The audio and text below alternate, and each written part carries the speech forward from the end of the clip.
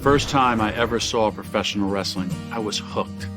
I went to my first ever match for my birthday when I was 10 years old with my dad.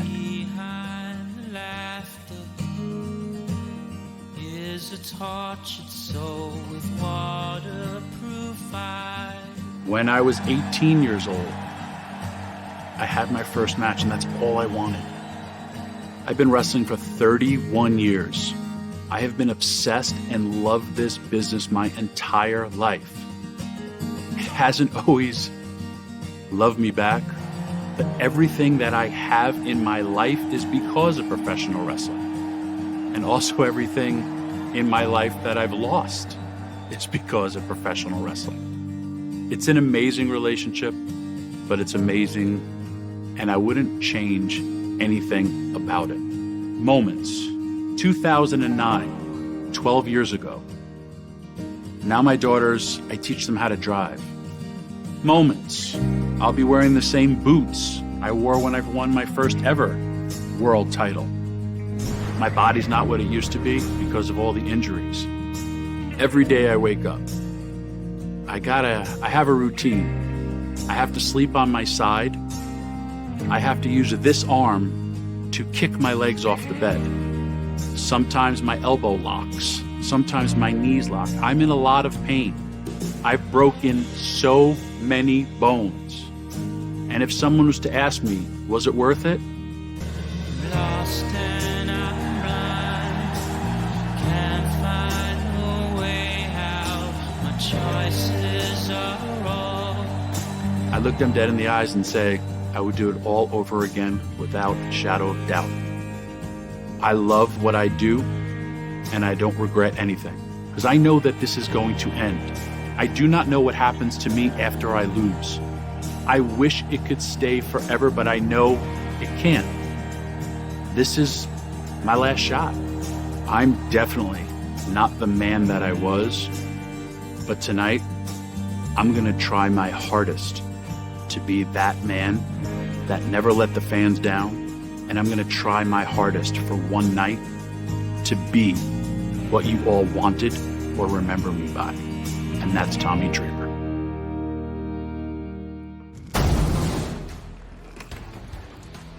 Okay, what's up? I just saw Tom Brady pull off a miracle, beating a much younger, more mobile, athletic champion. I gotta hope a little of that magic is there for me tonight. Thanks, guys. And there you see him, born on this day in 1971, Thomas James Laughlin, otherwise known as Tommy Dreamer. On his 50th birthday, he challenges for the Impact World title. And still, All right, No Surrender kicks off here on Impact Plus. This is your opening contest at No Surrender, a six-person tag team match scheduled for one fall. Introducing first from Melbourne, Australia, accompanied to the ring by Caleb with a K, Tennille Dashwood. Well, D'Lo Brown, you see Caleb with a K wearing a neck brace with an N. That is a result of the newest member of Decay, and I don't think Tennille could have ever thought that No Surrender would end up like this. Nor did I. I had no clue Black Taurus was going to walk down the curtain last week, and it shocked the hell out of the wrestling world. Absolutely. Tennille came on the scene and told Triple XL that she has no problem hitting Rosemary, and thus the six-person tag was born. But Decay only had two members up until last week. Now, with the addition of Black Taurus, as you mentioned, Tennille may be beautiful. Tennille may be an influencer. I'm not so sure that Tennille is ready for Decay.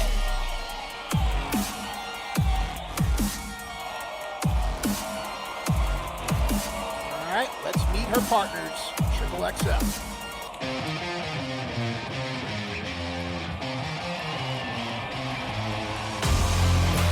Her tag team partners, AC Romero, Larry D, Triple XL.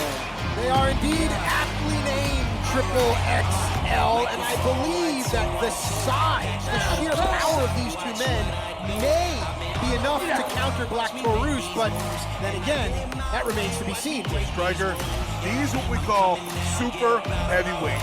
These guys, when they walk to the ring, literally the ground shakes. But they move with the grace of cruiserweights. And with Larry D, the best hand in the house, if he pops that shotgun off one time, this match is over.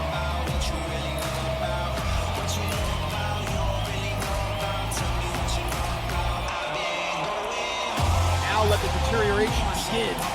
Here comes Decay.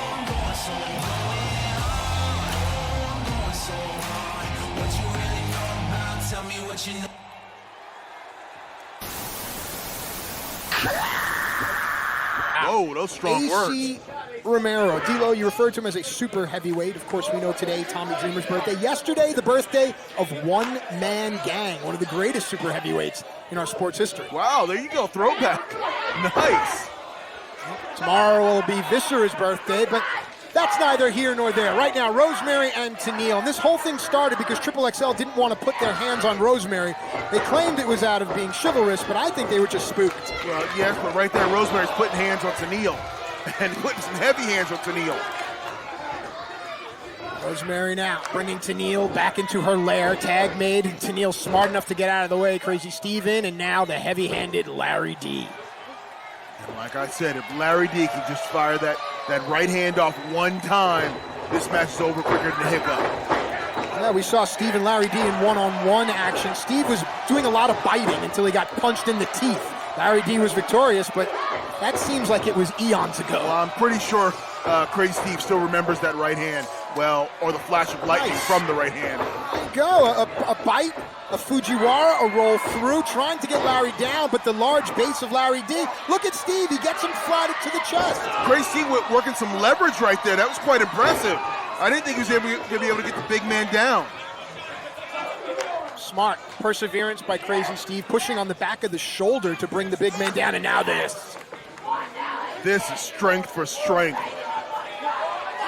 D'Lo, at the height of your career, you checked in at about 320 pounds, all solid. You were able to fly around the ring. What happened when you were in the ring with a guy just as big? All that size was negated because now we're even again. When you get size for size, everything goes even, and now it all comes back to wrestling. And look at Black Taurus right now. He is taking away the advantage of size for size, and it's just flat out wrestling. Black Taurus on the move. Sends Ace Romero down and out. Deceptively agile and quick for a man of his size. And don't be fooled, he is a large individual. What a way to kick off No Surrender here. Here comes Decay. Nobody there. More mind games, psychological mind games being played by Decay.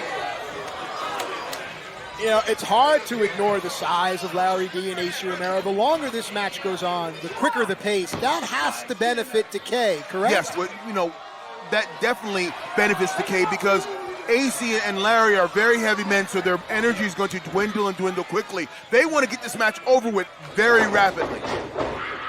Smart strategy to have Steve in there with AC. While it might look like a mismatch, Steve's speed could cause trouble for Ace Romero as Steve slips off the back, sends AC. Oh, there's Caleb. Oh, gosh. And there's where the size plays in. AC Romero just crushed Crazy Steve in the ropes with that body press.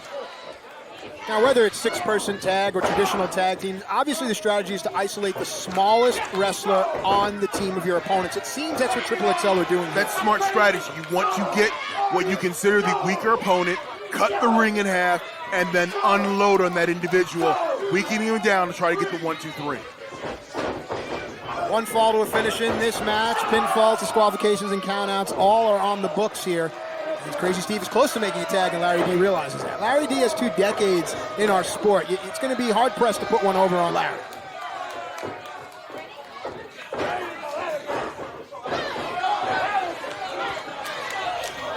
Yeah, you're not going to get one past the KG vet there and Larry D. But now in comes AC Romero and literally the heavy offense. The heavy offense is being laid on. Yeah, Tenille came in for a moment, and then she slapped the Zoftic flesh of AC Romero, and that's where we are right now. AC using his God-given abilities right now to impose his will upon Crazy Steve. I mean, one of the bigger men in the world of professional wrestling, and he knows how to use every ounce of it to his advantage. Crazy Steve rolls out of the way and tags in Black Taurus. Smart. You can see AC wants nothing to do with Taurus. Here comes Larry D. And Taurus coming in with House of Fire. Just low it. Man, oh man, Larry D's hands are down. Now AC looks to come in and get himself some headbutt. Wow, that's a stinging headbutt there from Black Taurus.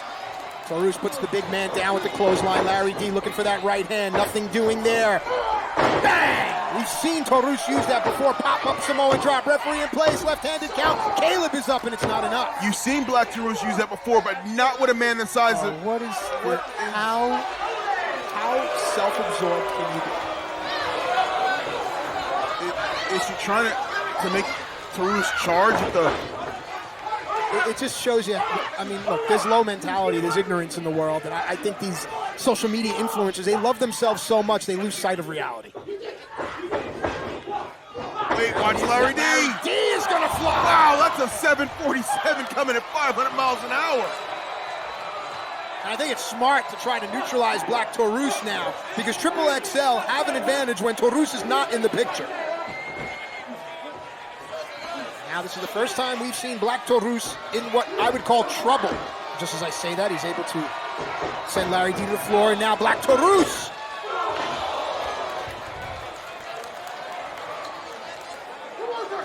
Modification on tope con hilo there from Black Taurus. Crazy Steve up high now. Cross body to the floor. Seems like everybody's throwing caution to the wind right now, just launching their bodies all across the ring out to the floor. Left in the ring are AC Romero. Is he going to fly? No. Oh, okay. Wow. Like a bird in the engine. The 747 did not fly. Rosemary was that bird. Larry D took advantage, and now Tenille. Tenille climbing the top rope, going to the high rent district. I'm sure she can afford it. Yeah, she's probably got several places up there that she wants her money back. You know, it seems that, as I say, Tenille doesn't want to get her hands dirty, but AC is going to muddy things up right there. Wow, AC just powerbombed Tenille over the top rope, down on the whole mess of bodies waiting there. It looked like it took a whole lot out of Tenille, look at her too. elbow.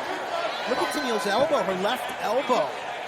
He might have an injury here, but the match continues. AC taking Black Taurus into the ring. So AC goes right for his partner, Larry D. Giving him the assist to get back into the ring. That's very smart of AC. Larry is legal, and so is Black Taurus in this six-person tag. Kicking off No Surrender right here on Impact Plus as Rosemary spews AC Romero. That's the Black Taurus up. That was the green Nicely mist. done. That was the green mist, and then there was a modification on a moonsault neckbreaker. What power!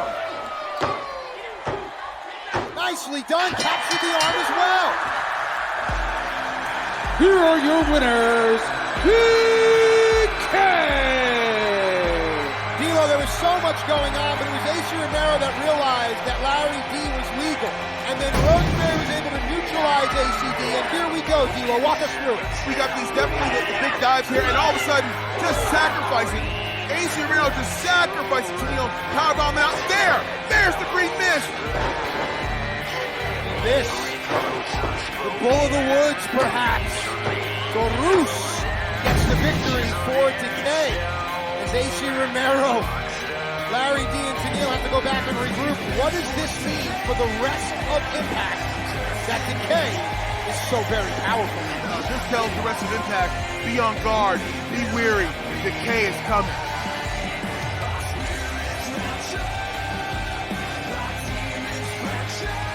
Hello, everybody, and welcome Max Striker and the Mandalorian D'Lo Brown. This is No Surrender 2021, and we have an amazing night for you. Let's run down the card. Tonight, Diener with Violent by Design takes on Jake Something. These are the ties that bind. And then a number one contenders X Division match, Triple Threat Revolver. It's a triple threat match where whomever gets pinned or submitted is eliminated, and then a new wrestler comes in after every elimination, and the match continues until it's down to the final three wrestlers. The first man to score a pinfall or a submission is the winner. And ladies and gentlemen, we have the X Division title match. Rohit Raju, accompanied by Shira, takes on TJP. We also have the Knockouts Tag Team titles as Fire and Flavor take on Havoc and Nevaeh. Deonna Purrazzo, Kimberly, and Susan collide with ODB, Jordan Grace, and Jazz. And then the Impact World Tag Team Championships on the line. Private Party with Matt Hardy representing All Elite Wrestling take on Chris Sabin and James Storm, as well as the champions, the Good Brothers. And in our main event, we are going to have the Impact World title on the line as Tommy Dreamer, on his 50th birthday, challenges the Impact World Champion, Rich Swann. And now, ladies and gentlemen, let's take a deeper look into two athletes trying to inspire the other's legacy. Brian Myers is such a good wrestler. If he wasn't such a horrible person, I would like him. He's just an ass. It was an inadvertent poke in the eye. Brian Myers was poked in the eye. That's going to happen in an athletic contest. Doc, What? that big fat idiot fella, he poked me in the eye. You gotta check me out right now. I'm finishing over here. Look, Eddie, you're basically a backyarder now. No one asked you to have a barbed wire match. I got poked in the eye. How about next week? This backyarder shows you what professional wrestling and what professional wrestling looks like. As Eddie pulls himself, here comes Myers. No! What's Eddie doing? It's a thumb to the eye. D'Lo, you sing Eddie's praises all the time. How do you sing this praise? That's not Eddie Edwards. That's not what he does. Eddie Edwards, I think, finally has sent a message. I'm tired of being nice. What I need to do is fight for Impact and fight for professional wrestling. Once upon a time ago, Eddie, you were a classic pro wrestler, trained by the late, great Killer Kowalski. Kowalski is rolling in his grave.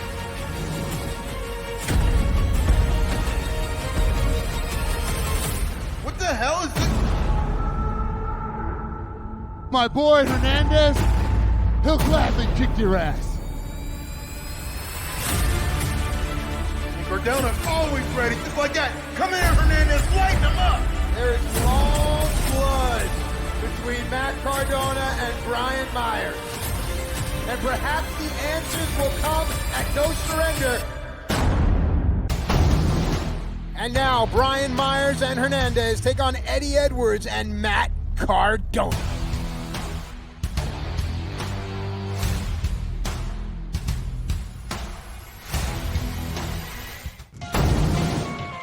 Here we go. The following tag team contest set for one fall. Introducing team number one first. From Long Island, New York, Matt Cardona. So Brian Myers came to the ring a couple of weeks ago. He had a doctor's note. Yes, a grown man had a doctor's note saying he couldn't compete. Eddie Edwards came out and took the fight to Brian Myers. Hernandez then appeared as a hired gun for Myers. Cardona came out, even the odds, and that's what brings us here tonight, D'Lo. And this brings together four men who all have something to prove. We have two men who have found new homes here in Impact Wrestling, and two men who want to stake their claim to an Impact Wrestling if he leads to them. So this match is full of possibilities.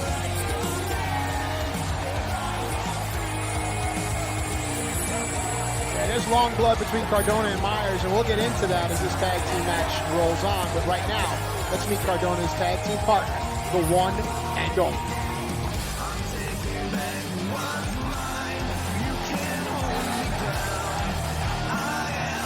His tag team partner from Boston, Massachusetts, Eddie Edwards. Now, D'Lo, for the lengthy career that Eddie Edwards has had, he has been every type of wrestler. He's been a scientific wrestler. He's been a clean-cut tag team wrestler. He's been a brawler. He's been to Japan. All of this makes up the wrestler you see here right now. But which type of Eddie Edwards has to be here tonight? What Eddie Edwards needs to be here tonight is a combination of all of them. He needs to bring all his skills he acquired from different places at different times and different attitudes and bring it to this match tonight. Interesting team, Eddie Edwards and Matt Cardona to take on Hernandez and Brian Myers.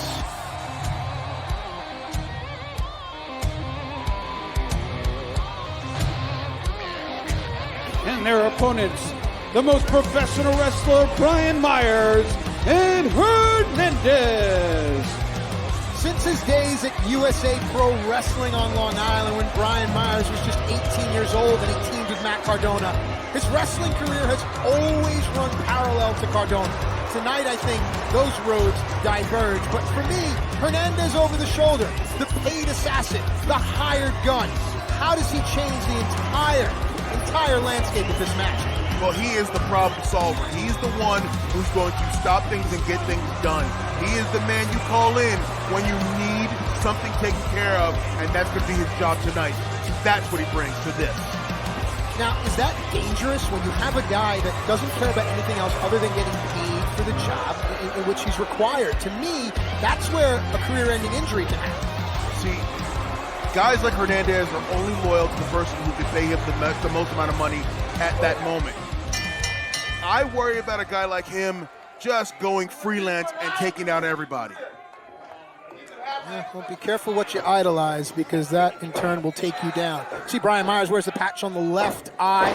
That's brought on by, it was an errant fingernail in the eye by Fallah Bahh, but Eddie Edwards dug his thumb into Brian's eye, and now Brian wearing a patch, although I spoke to Dr. Ross and he said that he doesn't necessarily prescribe eye patches. So how did Brian come up with this? You know, he's got that doctor's note. I'm trying to figure out what doctor gave him this note. What quack would give a guy a note saying, hey, you need an eye patch? Nice deep arm drag there by Eddie Edwards. Let's take nothing away from the wrestling ability of both of these men. Actually, all four of these wrestlers are incredibly gifted. Here comes Matt Cardona. We talked about his training at NYWC under Mikey Whipwreck. Great footwork. Look at that. Brian wants nothing to do with Matt. I wonder if it's a mind game. They know each other very well. They've been, like you said, they've parallel careers for so long. I wonder if he's just playing some kind of mind game there. You know, you don't realize how tall Cardona is until you see him in the ring with Hernandez. Yeah, I mean, Hernandez is not a small man, and it lends credibility to the height of Cardona. But look, Hernandez is going to be, he's the strongest guy in this match. Yeah, without a doubt. I mean, he's strong and he's quick. He's got this unorthodox style, but it works for him. Nice drop kick there. We talked about the footwork. It's incredibly important in all sports. Perhaps most important here in professional wrestling. Tag made into Eddie Edwards now. Cardona and Edwards working in tandem, but Hernandez's power negates. Now look at the size and power of Hernandez right there, just knocking two men down. Two men tried to whip him to the ropes. He reversed it and just clotheslined both of them. You know, Myers and Cardona, it's like this behind the music kind of thing with these bands that hate each other, yet they still make a ton of money together. Remember, these two were kids making a ton of money in their dream job. Now their careers have kind of like diverged, and maybe Myers resents the fact that A, Cardona's here in Impact, and B, Cardona never reached out after Myers lost his first job. D'Lo, what about that? You're friends with so many people, and then you leave a company, and then they just forget your phone number. You know, maybe he didn't forget his number. Maybe Cardona just didn't like Brian Myers in the first place. Fair enough. Oh, did you hear Brian? Sorry, I can't see. Like, come on, man. You're the most professional wrestler, and... But it was a bait and switch right there. Yeah. That's a game plan. That's thinking, you know, the days leading up to this match. How can we take advantage of Eddie Edwards and sometimes being a little reckless? You know, Myers uses these terms, garbage wrestler, backyard wrestler. For those that don't know, those are very derogatory terms to use to someone that is classically trained like Eddie Edwards is, trained by the late, great Walter Killer Kowalski. Yeah, when you call someone who's been a seasoned pro for years and years and years, you call them a garbage or a backyard wrestler, that's just talking down to him. And it's meant to get into the head of Eddie Edwards to get him off his game plan as well. I mean, Killer Kowalski took off Yukon Eric's ear. He put Jack Dempsey in the hospital. Like, no one that comes out of Kowalski school is a garbage wrestler. I've been around Killer Kowalski even at an advanced age. And? Even at an advanced age, I felt terrified being around him. I wouldn't let him grab me because if he got a hold of you, he wouldn't let you go. Rear chin lock now by Brian Myers. Look at the placement of his forearm bone. You saw Eddie pulling down on the arms, trying to breathe. Eddie needs to get back up to a vertical base, and Eddie Edwards is aware of that. So is Brian Myers. Nice. Good counter by Eddie Edwards there. Yeah, but Eddie was forced to go to the ropes closest to him, and Myers was able to cut him off. And see that move right there, once again, that's not meant to hurt you, that's not meant to beat you. That's just to let you get in your head and let you know I'm one step ahead of you. You know, Myers and Cardona also have the Major Wrestling Figure podcast, and I mean, that brings in 6 figures a year. Money is also something that can divide friendships too, right? Oh, without a doubt. Whoa, look at the power of Hernandez. Just ripped the turnbuckle pad off. Money is always the great divider. There could be jealousy of who makes more, who makes less. There could be jealousy of a lot of things, but it all rolls back to money. Tag made to Brian Myers, who's come to be known in the locker room, albeit behind his back, as Bad Mood Brian. I said it to his face the other day, so Well, I'm pretty sure you're he's also mad at me. 6'3" and 300-something pounds. Look at how Myers has this hold. Look at that, D'Lo. Myers has this hold while seated, and you saw that Eddie was switching, so Myers switched the hold. You can't take anything away from the wrestling acumen of Brian Myers. No, he's a tactician. He knows his way around the ring. I mean, he knows angles. He knows leverage. Look at this. He's trying to go to exposed turnbuckle. Eddie's smart to get out of the way, and Brian smart as well. Belly to back Eddie onto his feet. One of his own. Good combination there. Counter to a belly to back. Nice, Eddie Edwards. Yep, great shift of weight. You can see the distance between Eddie Edwards and Matt Cardona. Hernandez is tagged out. Oh, smart by Hernandez. Hernandez also has over 2 decades in this sport. Take nothing away from the fact that he's a hired gun. While this cover means nothing, it just allows Hernandez to inflict more damage. Cover, 2, so smart. Yeah, and don't be fooled there. Just because there was no count there, it didn't, don't think there wasn't a damage inflicted. Right. He's laying his entire body weight on top of Eddie Edwards' chest. That's hard for you to breathe. Now we see the game plan unfolding. The midsection, the ribs. Remember, Eddie Edwards is not that far removed from barbed wire massacre against Sami Callihan. Side Russian leg sweep, float over, cover, leg hook, no. You gotta admire the fight of Eddie Edwards. He just won't quit. He keeps going and going and going. No matter how hurt, no matter how much in pain, it doesn't matter, Eddie Edwards. So far, Hernandez and Myers have done a good job of keeping Eddie Edwards isolated, keeping Matt Cardona on the apron. It's like keeping a star quarterback off the field. There's no way he can beat you. Yeah, I mean, it's a game of chess. You're keeping the best offensive weapon in a defensive position. They can't go on offense if they're fighting away from you. So great offense, great strategy. Now let's see if they can just play it out to the end. Hernandez goading Cardona. But he may have taken too long, but there's no one there for Eddie Edwards to make the tag to. Eddie Edwards forced to fight on his own, and Eddie does not mind that. He's been doing it his entire life. Eddie's going up. This is dangerous here. This is dangerous. What does Eddie have in mind? Superplex on Supermax. Both wrestlers down. Eddie Edwards. Yes, sir. I already feel your destiny. Mm-hmm. Even though Impact Wrestling has stacked the deck against us, and they've made this a 3-way tag match, you guys got this. Oh, yeah. No doubt. You know no why doubt. you no are doubt. a special tag team? Why? Because you have me. True. No one else does. Now, I want to know this. How are you guys feeling? Are you guys ready for tonight? Yeah, I am, actually. You know, man, I'm kind of pissed off. You want to know why? Good. Because, that whole skipping thing, I'm not going to lie, straight corny, straight whack. Yeah. Mark and I being from Brooklyn, that just don't sit right with us. That's like taking drinks off our top shelf. Yeah, they stealing from you. They are stealing from both of you. That's like taking shots off our tray. Wait. Isaiah, think about it, though. What? They added a team that we already beat. That's true. Confidence, That's true. all up here. Oh, yeah. And we're just going to beat them again. And you are better than the Good Brothers. We are. You're Way better quicker. than- You're more athletic. And we're handsome. Yeah. And You one guys has a got pedigree. this. You've already beat the other team. You're going to beat them. And tonight, you become the Impact Wrestling Tag Team Champions. And we're going to take those belts back to AEW. Yeah. They're going to be on Dynamite next Wednesday. And we're never coming back here, ever. You're going to have to send somebody to come get them. But no one's going to beat them. Tonight, Nope, no one. the Impact Wrestling Tag Team titles become yours. And it is your first step into becoming the second greatest tag team of all time. Oh, I like Okay, that. I like I that. like that. Me I like that. proud. Matt. Eat them alive. We got you. Say no more. Say no more. It's on, baby.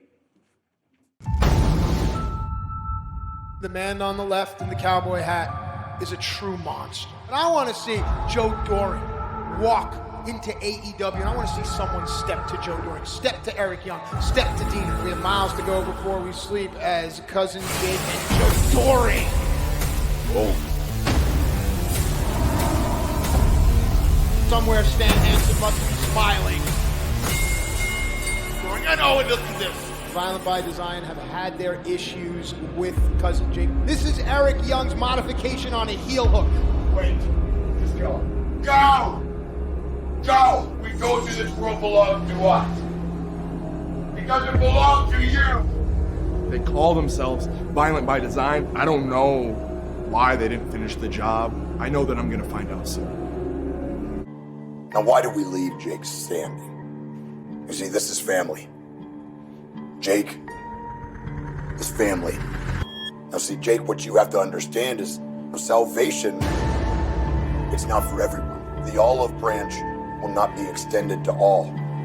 This can be your family. This can be your protection. This can be your cure.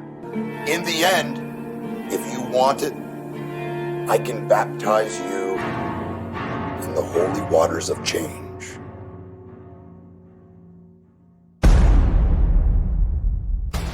The battle of bloodlines is about to go down. Mind games aside, it's time for these two to fight.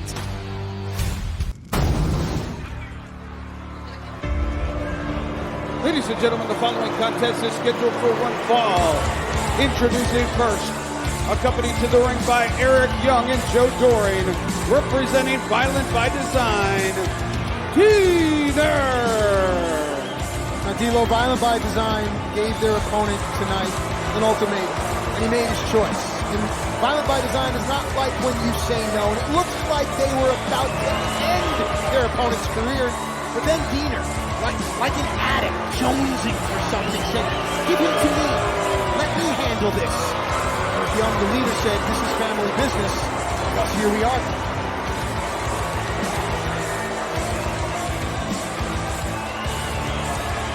Right there, you get a peek into the mind of what is Eric Young. Eric wanted Deaner to handle this business. Eric wanted Deaner to settle this. This is a loyalty test, and it's one Deaner is willing to take. Interesting insight. A test. Or perhaps a trap. Let's find out. You know, Deaner was once a great wrestler, but his style has changed so much.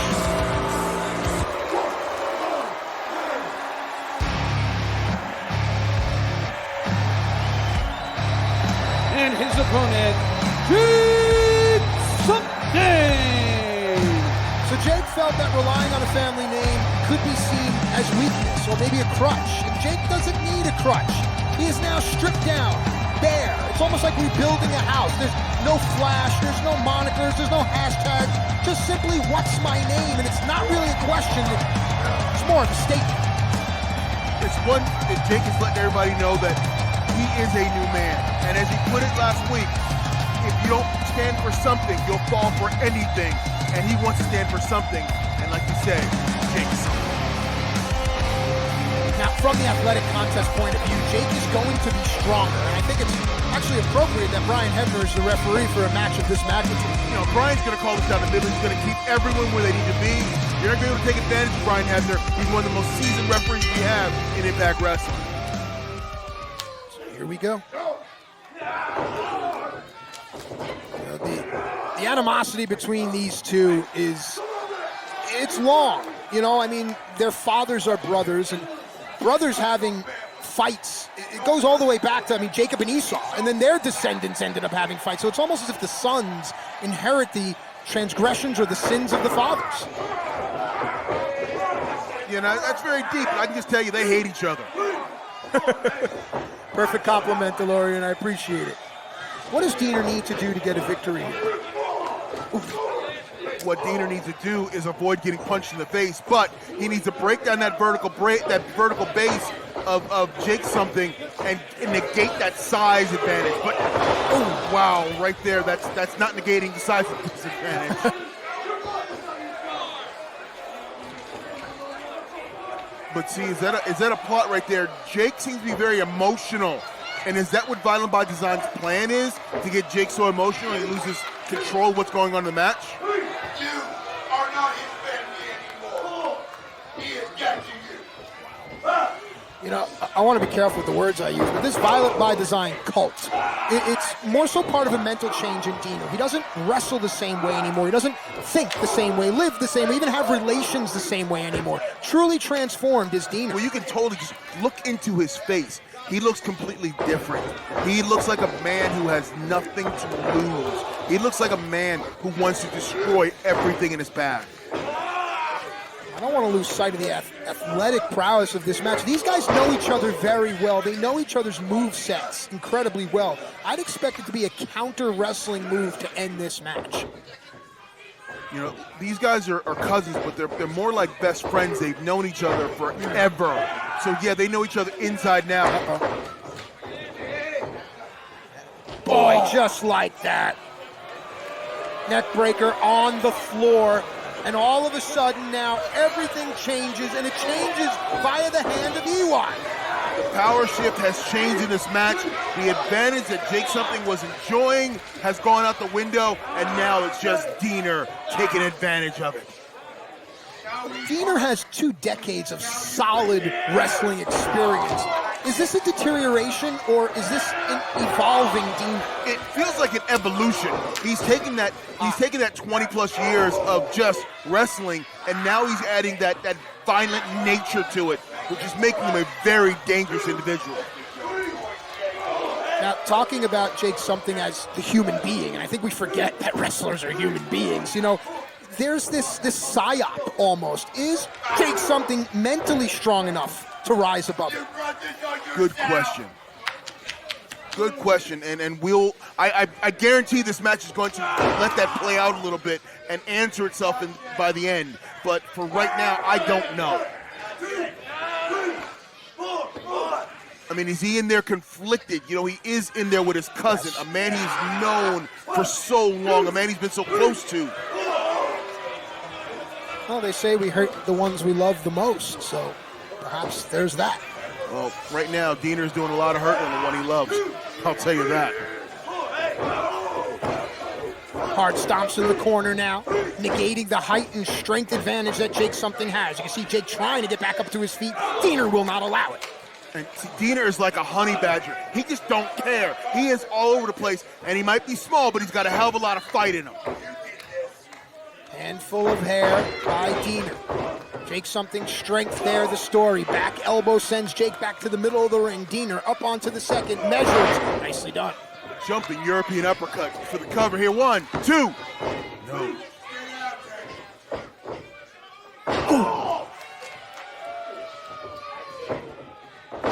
You gotta love this aggressive nature of Diener. I find myself enthralled with how close Diener stays and just the moves he's choosing here. This is unlike a Diener that I've seen wrestle in the past. And I think it's a good thing, but at the same time, you know, the human being in me, we keep going back to that, has to feel for the familial ties here. Yeah, you feel for it, but then at the end of the day, this is 2 men trying to make a statement, trying to win a match, and this is more than just a match. This is about bloodlines. This is about letting people know where you are and what you stand for. All that's well and good, but let's not lose sight of what this night is about, right? Title match in our main event. Tag titles are in jeopardy. X Division titles in jeopardy. The winner of this match has to be on a championship radar. You know, I would think that the winner of this match would definitely get a look by upper management in terms of any number of championships to go after.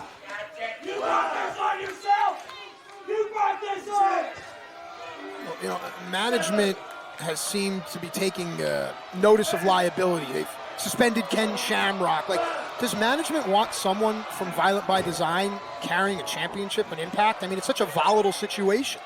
You know, management may want it, may not want it. What they might get is someone from Violent by Design carrying a championship, whether they like it or not. I mean, I just see this team led by Eric Young being very dangerous to anyone carrying gold in this company. Diener with a front face lock. Jake Something strength. That's been the difference. That's why they call it the high rent district. You have to go up to the top rope like that, anything can happen. Oh, nice sit out, rope assisted power bomb. Left-handed count from Hebner in just a 2.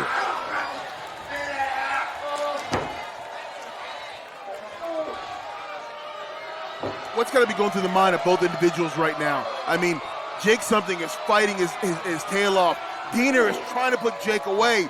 They both got to be thinking, what do I got to do to end this match? Well, I would think at some point they'd have to check their emotions. You know, you don't rule by emotion, you rule by logic. And I think EY there got emotional. But Jake is flying. Wow.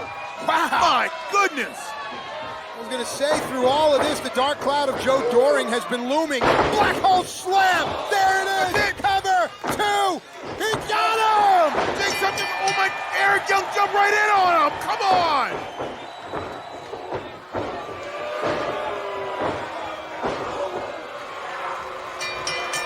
The man won. What are they doing? It's the old saying, you won't get something for nothing. You can't have freedom for free.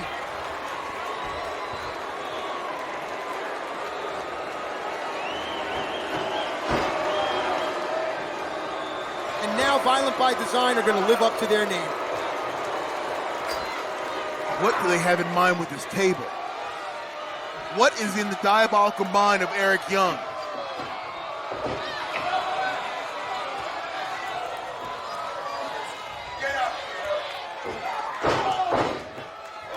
Just the sick and sadistic Eric Young. Jake something is victorious here, but that seems like the lead is far been buried. What? Oh no. Oh no. No. I've seen this before. No.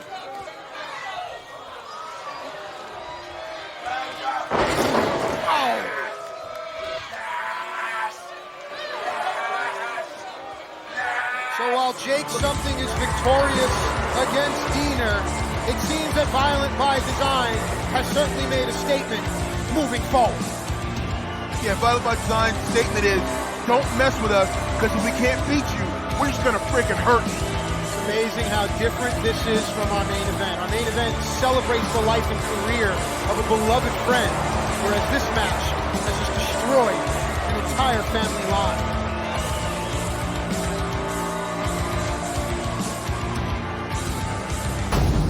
Thomas. We got you something. Happy birthday.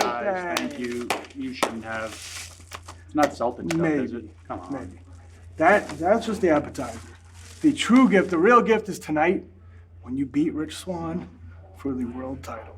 Now, I know we don't have to tell you this. I know you probably don't want to hear it, but you have been here for me and Lish our entire careers. We would not be where we are. Through the highs, the lows, the good, the bad, you have been there all along. You love professional wrestling like nobody I have ever known. And I'm truly grateful to call you a friend, to call you a crazy uncle, to call you my brother. I just want to say that if anybody can do the impossible, anybody can do the unthinkable, that's you tonight. You got this. I appreciate you. You got this. I appreciate everything. I'll leave you alone because you get all crazy Tommy before your match. So you do you. You got this. You got this. You got it, man. Thanks.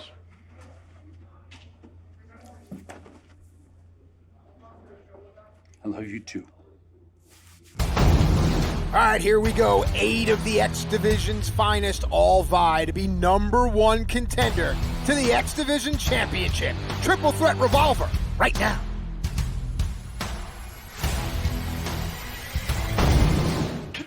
All right, here we go. Triple Threat Revolver time. Ladies and gentlemen, No Surrender continues with this Triple Threat Revolver match. Introducing the first 3 participants first. From Toledo, Ohio, Trey Miguel.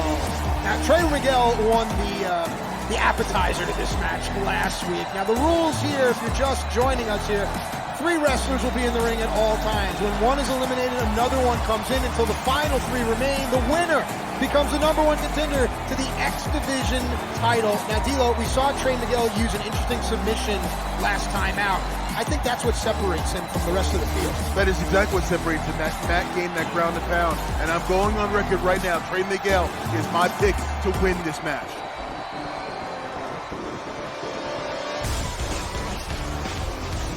from Jackson, Tennessee, Blake Christian. Well, this young man may have an issue with what you just said. He's only been wrestling for about 4 years, but already the buzz is tremendous. Now, D'Lo, I've got to ask you, for such a young athlete, is so much buzz good, or can that go to his head? It's both. You want that buzz because you want that confidence, but you get a little bit too overconfident, start believing your own press clipping, and that's when the downward spiral can happen. Press clippings. They don't make those anymore. Now they're all digital. Yeah, you know, bro, it's an old, just hey. Got to bookmark all the stuff now.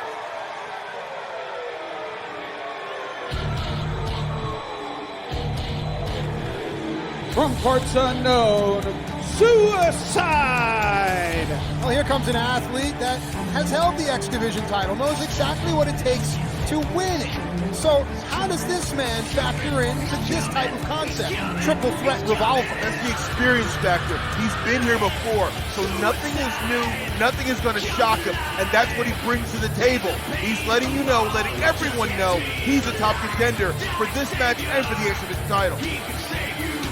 Now, the luck of the draw is something that deserves to be acknowledged as well. These first 3 wrestlers, whomever continues on, has a long way to go. I would want to be one of the wrestlers in the later batch that comes out. You? You definitely want to be in the later batch because it conserves energy, but you also want to be the tone setter, the one who's letting everybody know, hey, come get me. I'm the king of the mountain. I'm the one on the top of the perch. You and I have been in plenty of these type of triple threat matches. What's been your experience here? How are they different? They're different in terms of you have to keep your head on a swivel. Like, you just can't focus on one person because there's 2 individuals out there you've got to keep an eye on.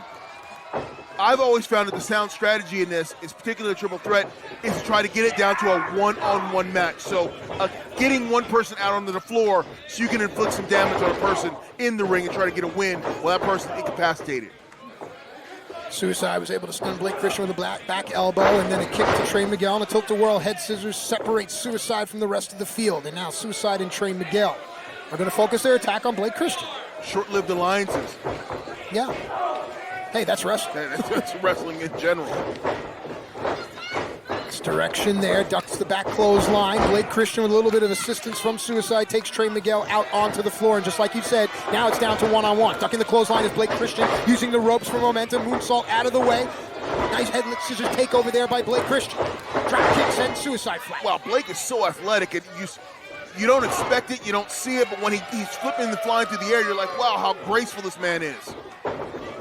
See, Trey Miguel, to me, is a different type of wrestler. He's a combination what wrestler. The hell was that? There's a rope-assisted Rana there. And to my point, Trey Miguel is changing the game. A lot of people like to say they are, but Trey Miguel is doing it. Trey is a guy who is, to use a term, he's always in the lab. He's always at the wrestling school trying to reinvent his offense, bringing something new each week to the Impact roster. And since returning, he is like a completely different wrestler. Back to the lab without a mic to grab. Ooh, Suicide was able to counter the wheelbarrow, sending Trey onto his back. Trey kips up out of the way. Suicide kips up. Trey went for a moonsault. No one there. Suicide nails his. What a combination. I don't even know how to call that. There are some that long for the days of the Harley races and the Pat O'Connors, and then there are others that appreciate this. For me, wrestling is wrestling. It's different flavors of ice cream, and I love it all. Wrestling to me is the perfect sport. It gives everybody a little something just like this. Oh! Christian!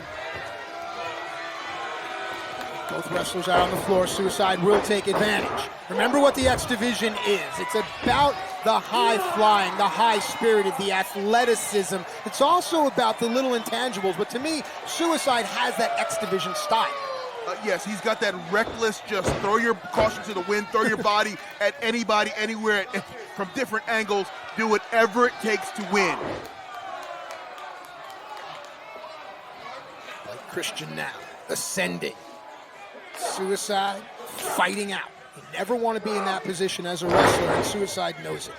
That was kind of an awkward fall there for Blake. He kind of landed on his shoulder and his side as opposed to a little flat senton up the top. Let's not forget that there are 8 wrestlers involved here. We see 3. This is that hourglass submission, that Très Bien Ensemble. We've seen Trey Miguel use it. And right there, the submission. So Suicide is eliminated Now let's see who's going to fill in this place. Remember, there's 8 wrestlers in total in this revolver match. What a great statement there by Trey Miguel, using his newfound offense, using that submission to continue his rise in this division. Suplex cover here. Look at Trey not even waiting for the next wrestler to come out. But boy, oh boy, the whole world has been waiting for this man. Chris Bay believes he should be in the main event versus Rich Swann tonight. You know, this is Chris Bay's birthday today as well, or his birthday as he likes to say. This is also the first special since Rebellion that Chris Bay has not been in a title match. That doesn't sit well. No, and I think Chris Bay wants to make a statement today and let everybody know that he belongs surrounded by championship gold and not just anywhere else. It's his birthday. He was challenged for titles. D'Lo, is our sport big enough for these 3 wrestlers to usher in the next generation? Our sport is big enough, and the thing is, we're all going to be better for it because these guys are going to take this business and take this company to a whole new level. It's amazing. We've talked about it. Chris Bay has this why should I wait attitude. A lot of young athletes are coming up, and honestly, I agree with it, right? You look around the locker room, you know you're better. Here, it's my ring. Chris Bay has that attitude. I think that's an attitude of a champion. It is an attitude of a champion. Ask a guy like Patrick Mahomes, when he's sitting there in a locker room with Alex Smith and he knows he can be out there starting. He knows he can be the one to lead him to a championship. Wow. Double runner. Blake Christian with some interesting offense here, and it certainly lends itself to the triple threat concept. Roll through and a splash. Bay looks for reprieve, and Christian looks for Miguel. Miguel out of the way now, back in, Banderas onto the apron, and gets caught with a kick. Nice timing. Blake is showing me something, and he showed me a lot last week, but he's showing me more even this week. Whoa, look at that. Wow, standing C4, beautifully done on the outside. I mean, that Trey Miguel can be seriously hurt right now. What offense from Blake Christian, wow. Check on Trey Miguel. The match rolls on. Chris Bay and Blake Christian now. Remember what is on the line here. Nicely done. #1 contendership to the X Division title. And D'Lo, I did a little bit of research, and it seems that nearly half of the wrestlers that have held the X Division title have gone on to do great things. And I think that the X Division title, they know it leads to greater things in the sport. Well, the X Division title is like a gateway. It leads you into world championship material. It opens up the gate for everything.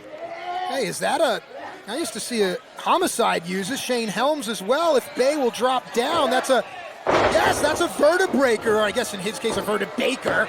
2, he got him. Look at that.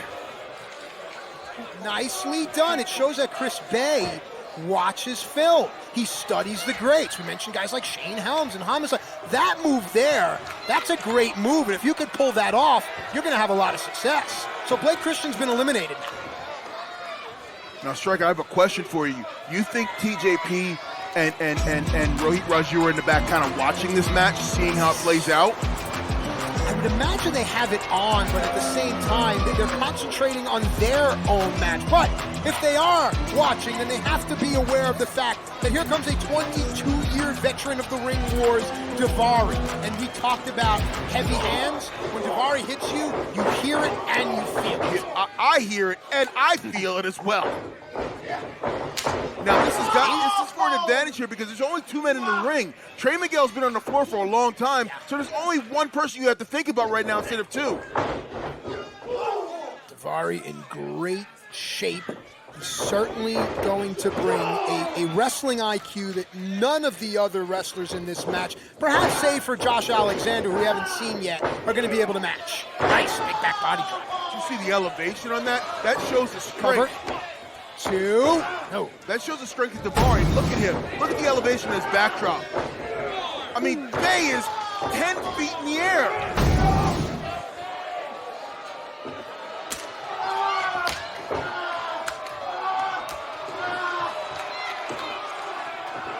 But I think those shots are going to make Bay certainly care.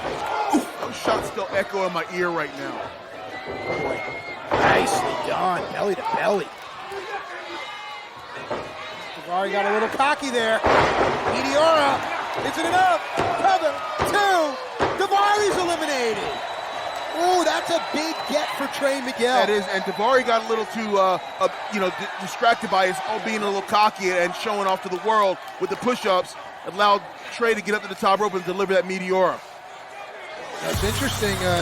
Trey Miguel's last one-on-one loss came versus Chris Bay. But Josh Alexander is here now, and now everything changes. The wrestling changes here because this, for my money, is pound for pound the best mat wrestler we have in the locker room. I mean, by far, and I say it every week, he knows angles, he knows leverages, he knows how to manipulate body parts. By far the best wrestler in this business right now. I think there's a lot in the name. You know, Joshua's namesake was commissioned with clearing out the land to make a place for his people. This Josh Alexander, is commissioned with clearing out the X division to stake his claim.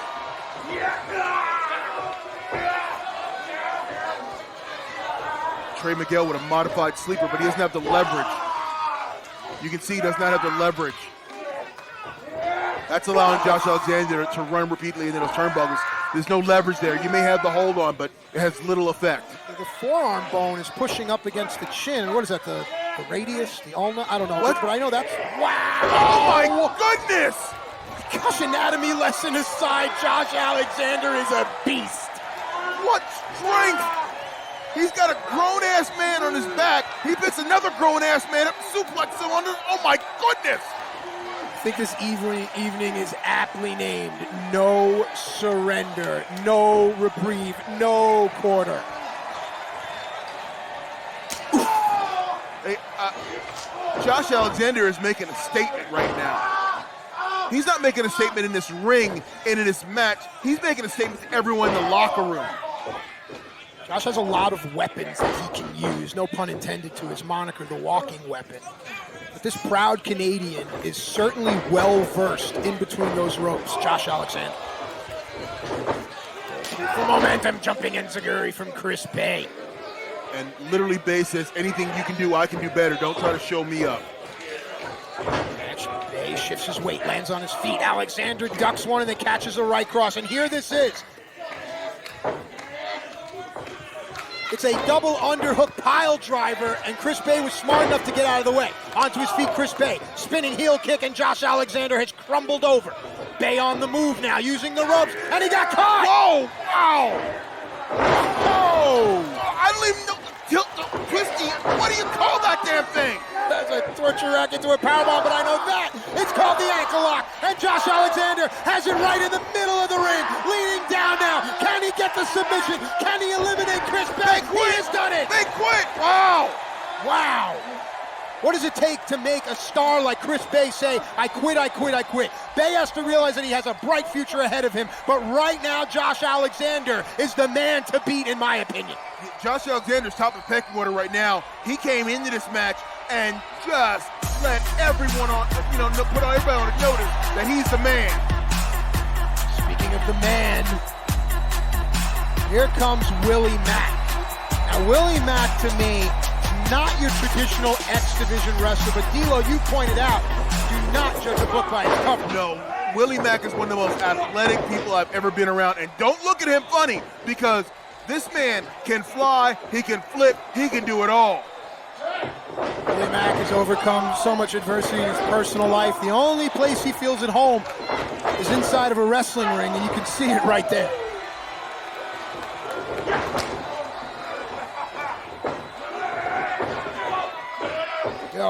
Samoan drop, we've seen this from Willie, he kips up. And just as that, Josh has seen it as well, but look out! Now perhaps we see the moonsault. The return of the Mac! A double! Wow. Pin covers them both! Ooh, smart. Smart. Would have been Willie by himself waiting. And then definitely make both men exhaust energy by kicking out. It's a very smart move by Willie Mack.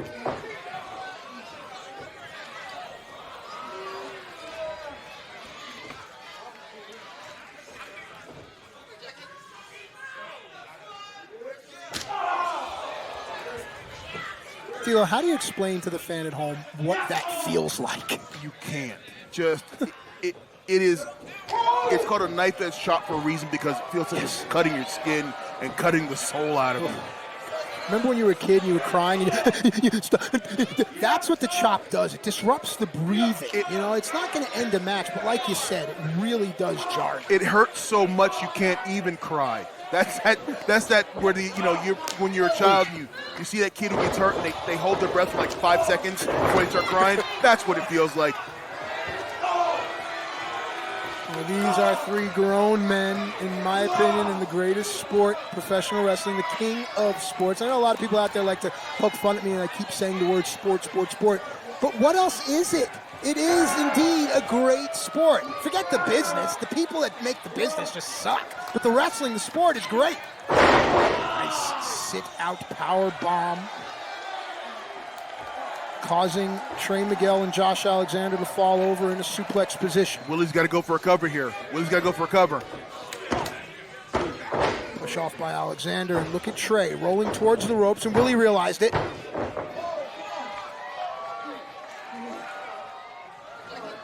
Now Willie seems to be reassessing his game plan right now. Well, let's break this down from an athletic point of view. We know Josh Alexander is the best wrestler. Trey's going to be the best flyer. I think Willie's the best brawler. Willie is by far the best brawler. Now keep As you say that, Josh says, "Hey, what about me?" Well, he just flat out told me I'm going to hit you in the face. Now keep in mind that Trey Miguel was the first person to walk down to the ring. He has been in this ring for 15 minutes already. That's a great point that you make. As you can hear the heavy breathing of all of the athletes. I think Trey Miguel is smart to take a reprieve just on the bottom left-hand corner of your screen. I saw him over there. That's what made me make that point, that he's trying to conserve DDT, trying to conserve a little energy over there, just hanging out. The DDT is the finishing maneuver of Tommy Dreamer. If we see that tonight, we may crown a brand new Impact World Title champion on his 50th birthday. But, as I said before, quoting the great Robert Frost, miles to go before we sleep. Trey Miguel. Meteora while he was holding Josh Alexander. Double cover. It counts. Willie Mack has been eliminated. Trey Miguel, as you mentioned, from jump has been in this match. Josh Alexander has been doing the yeoman's work, and now there's only one man left. And if this man comes in fresh, if this man comes in with an attitude, then you have to put your money on this next wrestler coming to the ring.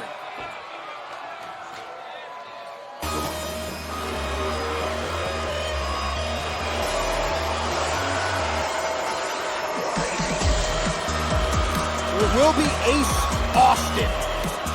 This has been a man who calls himself the inevitable Ace Austin, meaning that no matter what you do, he's going to happen anyway. What a decided advantage coming the last entrance into this match. You get a guy like Trey Miguel who's been out there from minute one. You get a guy like Josh Alexander who's been taking punishment and dealing out punishment. And Ace comes in completely fresh. All right, D'Lo, break this down for us as a sports analyst would with these three teams or these three wrestlers in the ring. Well, with these three... The wrestlers back into the ring now. If there can be a moment here, yep, you'll see Hebner checks with TJ. TJ says yes. Neutral positions. Now the bell has sounded. Here we go.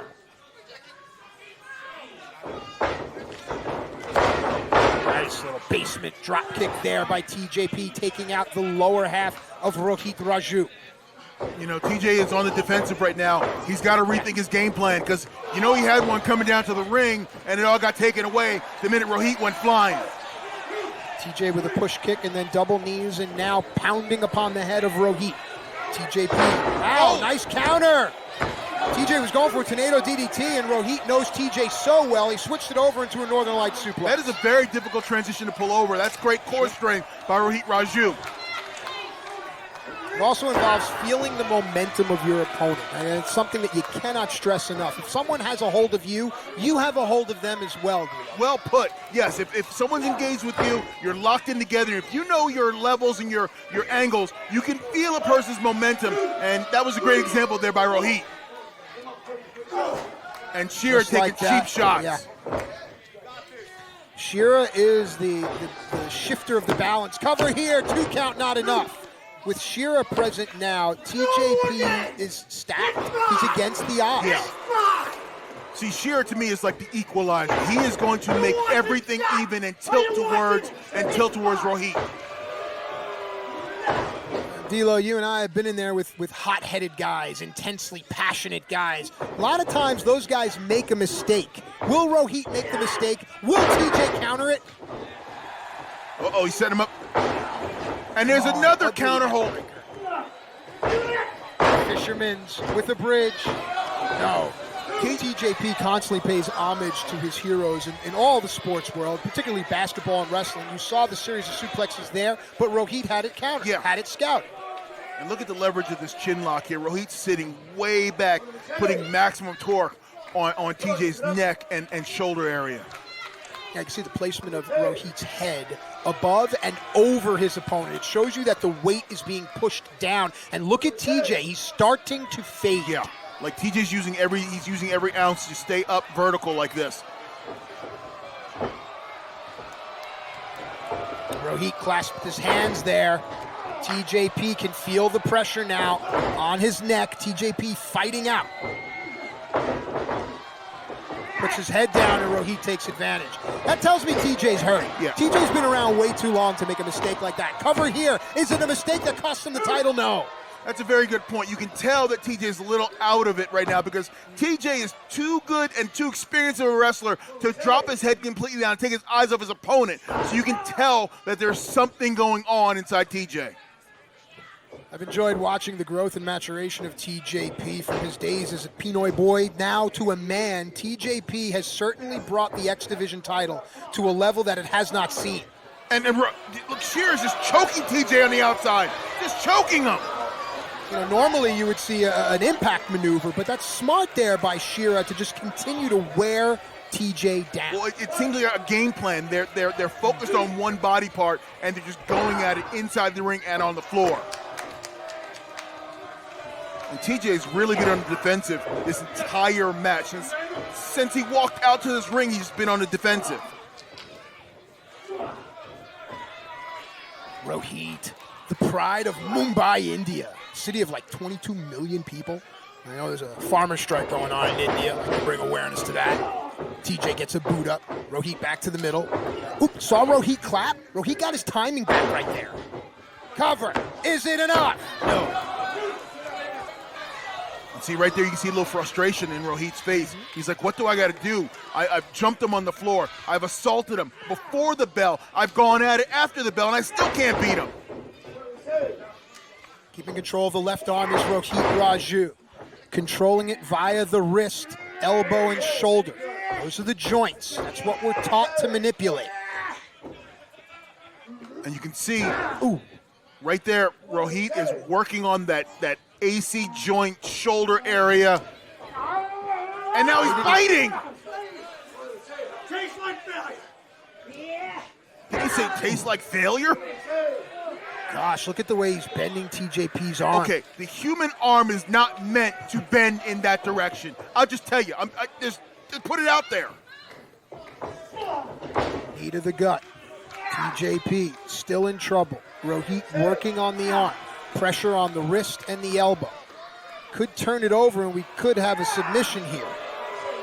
Not sure he's going to get a concession from TJP on this type of hold. Look at TJ holding on to Rohit's left leg. But you see how TJ's elevating his base? He's relieving that pressure and then getting an angle. Yeah, one thing about TJP is that he's a great counter wrestler. Hard forearm by Rohit on the move. You can see that there's not much left in TJ's tank. He's running on fumes right now. Oh, sometimes TJ on fumes is better than some people at full strength. That's a single leg crab in the ropes. It's in the ropes, so he's forced to break. It has till 5, and TJ knows it. And now TJ, with a moment of reprieve to catch his breath, to refill his tank. What does the X Division champion have? We're about to find out. Mr. Mamba Splash. We've mentioned that splash is an homage to both Eddie Guerrero and Kobe Bryant, and you can see it in everything that TJP does. Pro wrestling pumps through this young star's veins. Rohit with a heavy forearm. Nice counter. Ooh. Cover. That left shoulder is completely unfettered, so you're going to need to do more than that to beat Rohit. You could see the leverage, the angles, nothing was there. literally TJ just threw himself on top without any thought of a placement of a cover. Well, it shows me that even TJ on instinct is still great. Fireman's carry now, into the capture, roll through. Josh is just so good with those knees, and now you can feel it starting to build. Rohit in with a forearm, still on the move as the challenger. Ooh! Rohit, it feels like we are seconds away from a new X Division champion. Like the momentum is firmly in Rohit's corner. Oh, the tilt-a-whirl was countered as well. Rohit rolls through. Is it enough? No! You know, D'Lo, I'm noticing every time TJ goes for a signature maneuver, Rohit has it scouted. That's a lot of film time. That's a lot of being in the ring with them, learning your opponent, knowing what they like to favor in certain situations. That's great heads-up offense and defense from Rohit Raju. I love what you said, watching film. You know, watching a GIF isn't just enough. You need to watch the entire body of work of your opponent to truly understand their arsenal. TJ showing some quickness here. Yep. TJ. So agile, superplex from the top, holds on, and now we will see the trilogy perhaps. Is this it? As I lay me down to slip, cover, two, oh! Yeah, you can definitely, TJ is hurting right now. He didn't get everything on that. That's why Rohit was able to kick out. Was TJ going for the Mamba Splash now? You can see his left arm is in serious pain.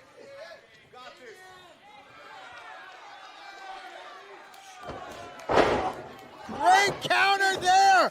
Wow, nicely done into a modification on a triangle. A submission there. TJ is usually the one that busts out the submissions, but that's a great counter. Look at the referee making sure that Rohit's shoulders. Oh, great counter there. What amazing wrestling we're seeing here. Knee bar, heel hook. You cannot out-wrestle TJP. What great back and forth. A Mamba Splash into just craziness here. Look at Rohit, he realizes how close he is to the ropes. TJ sees it as well, pulls him back to the middle of the ring. TJ would like nothing more than to win this match by submission. For every time Rohit looks in the mirror, he'll know that he tapped out to TJP. That is locked in deep. Rohit's dead center of the ring. There's nothing he can do right now. What counter? Whoa! Nice counter there. Great counter, trying to go for a crossface there. We've seen great counter wrestling here. This is great back and forth action right now. All those hours, all the sweat and the toil in those Inoki dojos for TJP, all of it now bubbles to the surface. Rohit rolls through, keeps TJ with the cover. No, he caught him. Wow. Not enough. And now there's space between the two. Double stomp. This is a great exhibition of hold and counter hold. Mumbai drive. This is it. Cover, two, new champ. Rohit cannot believe it. He cannot believe he's not put TJP away. And let's not forget, somewhere, Josh Alexander has taken off his knee pads, undone his wrist tape, unlaced his boots. He's seated somewhere and he's watching this match. Josh Alexander is the #1 contender to the X Division title. No, let's be real. Josh Alexander is sitting full gear because he doesn't get undressed till the night's over. He's the Iron Mike Sharp of Impact. Ooh. Nice springboard DDT. He's going for the Mamba. Here it is. TJP high, will fly, crashes down, cover, Hebner in position, it's over! What a match! Ladies and gentlemen, your winner and still X Division champion, TJP! If you like the catch as catch can, if you like the reversal for reversal, if you like the good pure wrestling, then this match has it all, including high-flying, high-impact moves. But D'Lo, this was the end. This is it right here. The patented Mamba Splash. Look at the elevation. Look at the impact. There's the 1, 2, 3. TJP is still your X Division champion. What an emotional victory for TJP. I have to believe that he has earned respect for Rohit and vice versa. Respect for both athletes. Even Hebner's respect for TJ. Usually the referee makes the wrestlers stand up to raise their hand, but Hebner came down to TJP. I think that says a lot.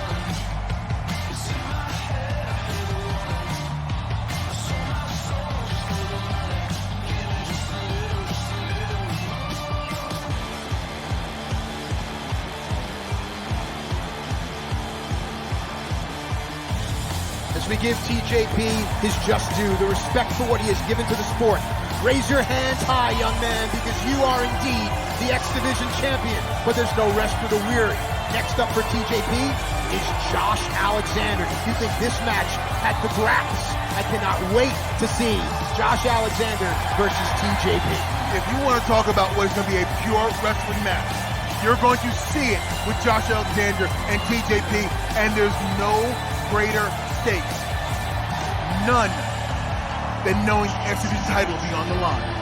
All right, Gia Miller is standing by with the challenger in our main event. Tommy, Mean Gia. first of all, happy birthday. Thank you. How are you doing? You have a great, huge match tonight. What are your thoughts going into this? My thoughts, I'm flooded with emotion. For my 10th birthday, my dad took me to see my first ever wrestling match. It was a great night. My dad's not with me anymore. When I was 17, I took my girlfriend to see Demolition versus the Twin Towers. It was a great night. It was a great moment. This match has actually had so much hype.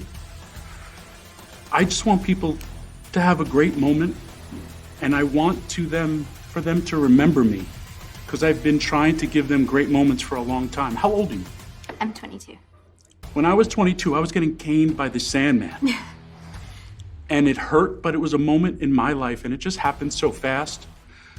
I know, listen, my mind, I still want to do so much, but I know my body, I don't have that much to give.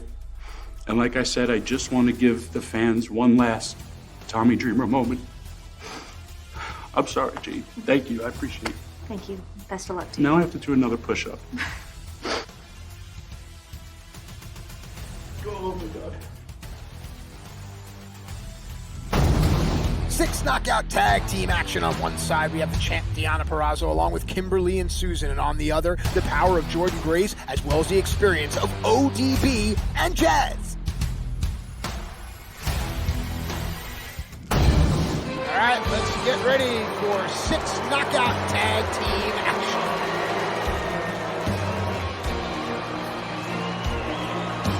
Ladies and gentlemen, this is a 6 knockout tag team contest scheduled for one fall.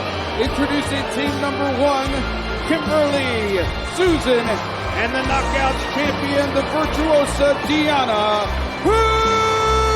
Purrazzo. So this match came about after Susan said that she was going to talk to management. Deonna and Kimber were like, no, leave it alone. But Susan has become this, how do I say this virtue signaler, if you will. Deonna and Kimber were not too excited when Susan said she was going to go to Impact Management and make this match. Let's see how this plays out. Of course, Deonna Purrazzo, the Knockouts champion. I think that she understands that the threat to her title is everywhere.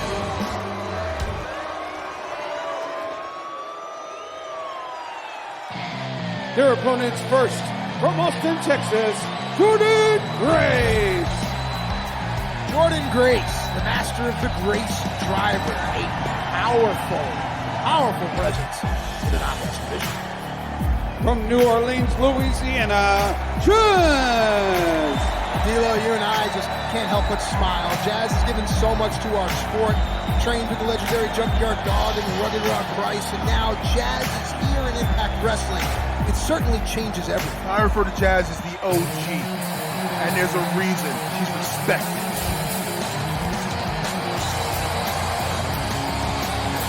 And from Minneapolis, Minnesota, ODB. Well, we saw the recent return of ODB.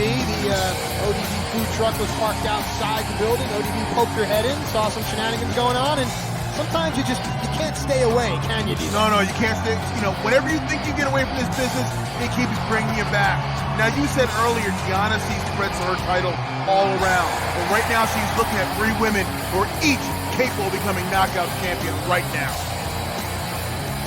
All right, so it'll be tag in, tag out. Disqualifications and countouts are on the book. Pinfall or submission, the only way to win. One fall to a finish. Let's see who's going to start here. ODB looks like she's taking the center of the ring, and there's Kimberly. Boom. Of course, ODB and Kimber renewing hostilities from, I believe, a week or so ago. Kimber got the victory over ODB, albeit a little bit of a, how do I say, chicanery, skullduggery. A questionable one at best. But right now, Kimber's using some heavy offense, trying to exert her will. Hard shots from ODB. On the move, a former 4-time Knockouts champion ODB tags in Jordan Grace. And D'Lo, I think it's so important when the one generation endorses the next. And Jordan Grace has received the endorsement of Jazz. That has to carry weight. Oh, that doesn't carry weight. That is the weight. That is the tap, on the wrist, the pat on the head, the pat on the back. That's letting you know that you're the next. You're the next generation that's going to carry this division. Hard shoulder tackle sends Susan down, back elbow, does it again. Jordan closes in the distance and sends Susan into the turnbuckle.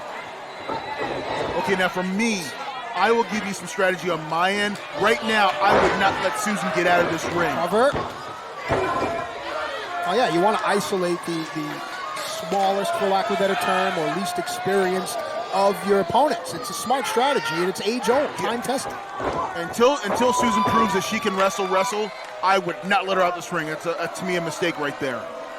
Well, you said wrestle, and just as that was said, Deonna Purrazzo has been tagged in, and it looks like the OG Jazz. Now, wow, did you hear that? You're the future and she's a has-been? Wow. That's almost wrestling blasphemy. That's just strong words, and that's just blatant disrespect. Jazz now. Right there, Jazz is saying, I'm a has-been. Has-been have some of these fists. Oh, listen, it's the old lyric, I ain't as good as I once was, but I'm as good once as I ever was. And it applies here, it applies to our main event as well. A lot of people discount people because they've been around for a while. But for me, I think experience and treachery will beat youth and exuberance every single time. I totally agree. There are times, just because you're older, I may be older. Oh! I may be older, but I know 15 different ways to win that you didn't even know before you were born. ODB takes down the pile. And that leaves only Jazz in the ring. And as I say that, great shot. The risks that are taken, the rewards that are given, that's what it's about in this sport. Right there, Jazz is letting you know, you may be calling me a has-been, but I am still damn good. I'm going to let you know I can beat anybody anytime. Back to the action in the ring. I believe Deonna and Jazz are legal. Jazz and Jordan working in tandem. It is Jordan that is legal. Cover here, just a 2. That's good. Absolutely something that works. He works well as a singles, but he works much better as a tag team wrestler. Great opportunity here for James Storm and his partner. No, it don't take a genius or a mastermind. I'm drinking straight from.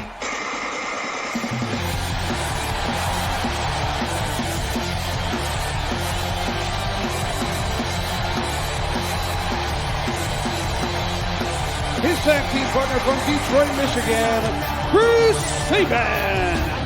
You know, D'Lo, now more than ever, you talk about athletes' legacies. You know, we talk about Tom Brady, Drew Brees, Aaron Rodgers. What will be Chris Sabin's legacy in our sport once his career is done? It'll be as one of the best wrestlers ever to step inside the squared circle. He is decorated in tag team. He is decorated in singles. He has won championships everywhere he has gone. This is one of the best to ever step foot in the ring. Match that up alongside James Storm, and it looks like the titles may be in jeopardy.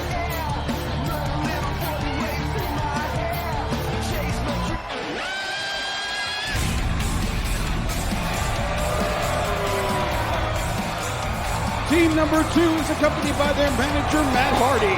From a location where you need an invitation, Isaiah Cassidy and Mark Penn. They are Private Party.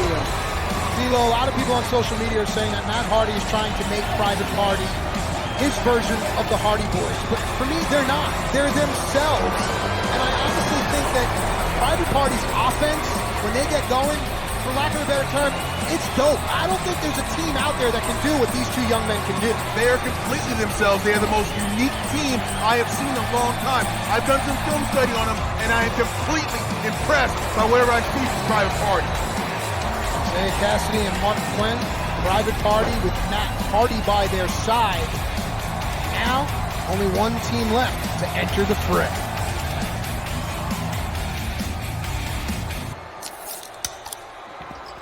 The devil lay in the distance. He's in your sins. And finally, from Tokyo, Japan, the big LG Doc Gallows, Machine Gun Carl Anderson, they are the Impact World Tag Team Champions. They are the Good Brothers. These two men are not even 2 weeks removed from turning the professional wrestling world on its ear. Everyone is talking about the Good Brothers. After tonight, will they still be? With or without the Impact Tag Team titles, the Good Brothers will be talked about for a long time because they are the coolest. They have the most swag. They are the most relevant team in professional wrestling. Right now, the internet is abuzz because the Good Brothers are walking into the ring.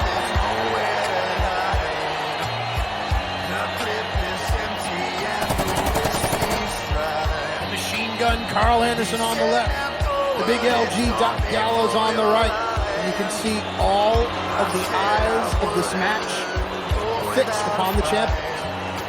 That's what it's all about. It's about the Impact World Tag Team titles. And you know that Pride Party won them. You know Storm and Sabin won them.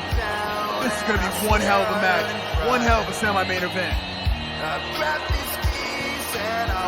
That's what it's all about. Referee Brandon Toll holds the Impact Tag Team titles high.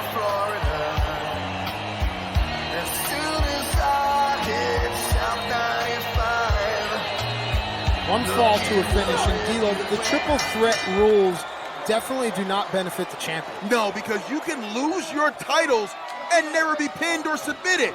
So, as a champion, I never wanted to be in a triple threat where my title was on the line because it felt like I had a disadvantage just even walking to the ring. All right, looks like it'll be James Storm and Mark Quinn to start things off.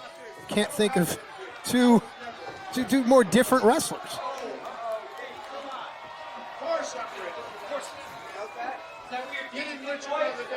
You know, Mark Quinn trying to do some intimidation right there. I don't think you can intimidate James Storm and play mind games with him. Well, now, Private Party have been affectionately referred to as kids, but these kids are quick. They're well trained, but the men are smart. This is going to be a very interesting match for me, D'Lo. Yeah, I'm curious to see the game of chess that's going to be played here. Looking for a drop kick, but James Storm and his 20-plus years of experience knew enough to not get caught. Yeah, Storm saw that coming a mile away. Let the young kid go up and then just stepped out of the way to drop kick. Here, Matt out on the outside there, kind of like an Emmanuel Stewart or an Eddie Futch in boxing, shouting commands to his charge. Yeah, and see, to me, that's the X factor there of having Matt Hardy on the floor. A tag team specialist in his own right, and to have his insight and intellect, amazing. Tag made, here comes Isaiah. Reminded of a great quote, "Woe to those that call evil good and who put darkness ahead of light." And I think that's the difference between Private Party and Matt Hardy. It feels like Matt Hardy is pulling the strings here, but you can't help but have a soft spot for Private Party. You gotta have a soft spot for Private Party, but you also gotta know that when you got Big Money Matt in your corner right here, this is invaluable. The knowledge he's laying on him right now is worth the price of admission. Right back to the action in the ring here. Chris Sabin and Isaiah Cassidy. Now here's where I think the match is going to pick up pace and speed. Oh! Just as I say that, I thought the speed was going to elevate up. Private Party take a cheap shot. Yeah, I was excited to see the lockup, see the wrestling, but I guess Matt Hardy didn't get to be arguably the greatest tag team wrestler of all time for no reason. No, I mean, he knows every shortcut, every legal route, every way to get an advantage. Gosh, look at the way Sabin changed direction there. Sunset flip, double leg Nelson, not enough. Roll through on the other side. Nicely done there. Roll through. Shoulders are down here like two fish out of water. Isaiah and Chris Sabin exchanging near falls. Referee Brandon Toll right there. Wow! What a combination of moves, completely even. Don't listen to him. Don't listen to him. That was good. You guys got talent. You do not need him. Come on. Who do you think you are? Chris Sabin trying to drive a wedge between Private Party and Matt Hardy. I think Chris Sabin's just offering another opinion. Oh, gosh. You know, see, there's the Matt Hardy influence right there. Yeah, Private Party may be the least experienced in this whole entire ring. I mean, even Brandon Toll has 17 years in our sport, but they're also well-trained and very bright young men. Wow! Look at the innovative offense from Private Party. Did you see that? Absolutely, as Mark Quinn smart to bait James Storm and now take advantage of Chris Sabin. Quinn over, cover, not enough, no leg hook there. And then grind Sabin down to a halt, put that chin lock on, put all that pressure right on the neck, on the spine, and ground Chris Sabin down. See the pain etched on Chris Sabin's face, trying to work his way back up to a vertical base, having trouble. Long legs of Mark Quinn coming into play here. It's his height. Coming out of Brooklyn, New York, the House of Glory Private Party. See, that's a smart move right there. That's a veteran move, baiting James Storm in. Now you got to take advantage of it. He's going for a dragon. Sabin had it countered, rolled through, but the momentum pushed Sabin into the corner. Tag made, and here comes the machine gun. Wow, nice kick. Yeah, when Private Party get their tandem offense going, they're nearly unbeatable. They're so smooth. Look at this. Nice. Dropkick assisted sunset flip. Is it enough? No. They are so smooth in their double team tandem offense. I've not seen many teams like this. Shades of like the old Midnight Express or the Rock and Roll Express with their double team moves. It's interesting. This Storm Sabin team is almost like as if Ricky Morton teamed with Bobby Eaton. It's like an all-star tag team. But right now they're negated because they're on the apron. Tag made, and now the champions are in trouble. Private Party working over the left arm of Carl Anderson. And we can see the game plan is let's kind of, nope, I thought the game plan was get Carl Anderson isolated, but Carl said, the hell with that, and now the heavy hitter comes in. This is where everything changes. Watch these hands. Watch these hands. Shots to the body, brings the hands down, and the uppercut lands. Oh, God. You know, D-Lo, everybody's talking about Biz Cliz now. Everybody's talking about what the Good Brothers can do to the future of our sport. As when the lights come on, you take home whatever's left, but the tag team titles were not there to be brought home by James Storm and Chris Sabin. No, it wasn't a closing time kind of a finish there. Wow. The big LG's got a chair, though. Well, if the brothers feel the title slipping away, then the disqualification is the way to keep the titles. Wait a minute. Matt Hardy. Twist of fate. And now, could you imagine Private Party walking into the AEW locker room with the Impact Tag Team titles? We might be 3 seconds away from that reality here.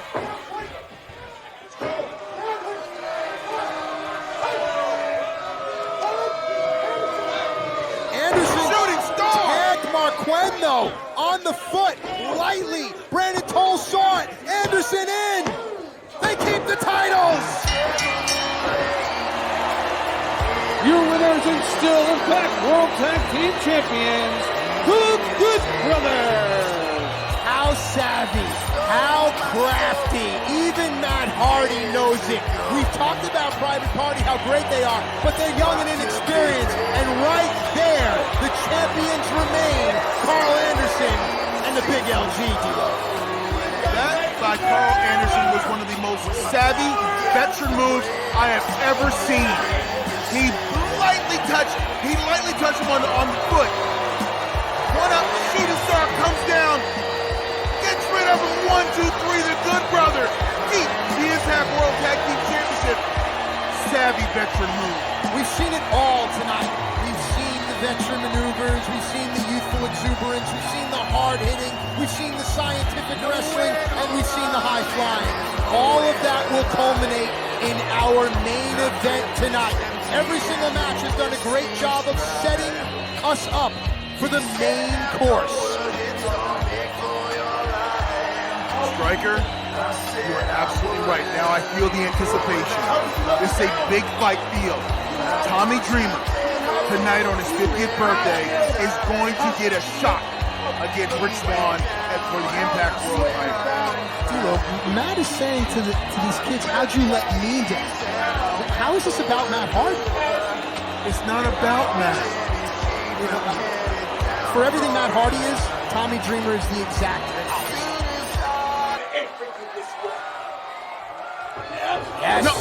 Tommy has experience with guys like Tajiri and RVD. Look at this. Terry Von Erich won the title with this. No. Oh my. There was a hesitation. Oh. Rich waited. Tommy was stuck. There was the age factor right there. There it was. Tommy's synapses couldn't fire quick enough. Did you see the intensity was on that kick? The strength and the precise location. Here we go. This is it. What an amazing career. Tommy, for everything you've given us, hashtag thank you, Tommy. Rich Swann is about to retain the Impact World title. No. Cover here. Dreamer one. No, look at Rich, 1, 2. Not enough. Roll through and look at what Rich has. Both arms locked in. Oh my goodness, this is it. Rings of Saturn. If Swann can get that arm hook, this is over. Tommy's too strong. Even with a torn pec, even with torn biceps, Rich can't get the big, beefy arm of Tommy Dreamer. Well, look at this strong base by Tommy Dreamer. Tommy's standing up. Back to what brought him to the dance. Dreamer's strength. Here it is. Spicoli. Cover the sit. Cover. 2. No. My. Wow. And you can see right there, Tommy. Look, right there. Boom! 1, 2. I swore we had a new champ right there. And now Tommy, you can see the frustration on his face. He thought that was it. No quit. Back to the DDT and the finger. And Swann's got that finger, that hand again. Another kick, that offensive of that low leg strength of lowers Swann. Dreamer's base. Oh, Dreamer's not even defending himself. Swann, step up, kick back. Is this it? Swann's moving Tommy into position. Look, Swann's going up. Swann is going up. Swann is going for the Phoenix Splash. Boom, that's it. 1, 2, 3. Here is your winner and still Impact World Champion, Rich Swann. The young kid from Baltimore, that scrappy young man from Charm City, just went toe-to-toe, move for move with the man that defined an entire generation of professional wrestling. Ela, wrestling was dying at a point, and those ECW boys came in and they revived it. Rich Swann grew up on that, and now Rich Swann is indeed the very best that we have here in Impact Wrestling. Rich Swann is now the heartbeat of professional wrestling. Rich Swann has shown the world he can go toe-to-toe with anyone. He can go toe-to-toe and beat the most seasoned veteran. But now a sign of respect here. Look at this, man. Yo, this is saying a credit to the business, a credit to the game. Tommy, Rich, you guys are both credits to this game. Hashtag thank you, Tommy. Hashtag thank you, Rich. Hashtag thank you, Wrestling. Look at that, putting the belt over the champion's shoulder. This is a sign of the other. Oh, damn you, Moose! What the hell is Moose doing? Uranagi! What is Moose doing out here? How do you ruin this damn it? Rich Swann, another Uranagi! What is Moose thinking? Moose is next in line. Moose is next in line. Oh, the viciousness of that leg driver. That is Swann's hurt ankle. Jeez. Stop. Can we get some help out here or something? This goes beyond now the title. This is about injuring Rich Swann. This is rage. This is beyond sending a message. This is making a statement. Wait. What? He's setting up. Spear! Oh my goodness! There was a time that I thought that Moose was calculating. Now I'm beginning to think that Moose just may be barbaric, and that is far more dangerous. This is just pure rage. This is I can't get you where I want you, so I'm just gonna hurt you so you can never be around again. And now Moose with that chair. But doesn't it kind of muddies up Moose's goal of being the champion? He's blinded by the rage. He's completely blinded by the rage. He is just completely just going off kilter and just trying to hurt Rich Swann. Saw Moose turning the lights out on Tommy Dreamer. This should have been about celebrating the legacy of these two men. And now Moose has made it about himself. Moose has completely made it about himself. He wants to let the world know he wants to be world's champion. And here is this a sign.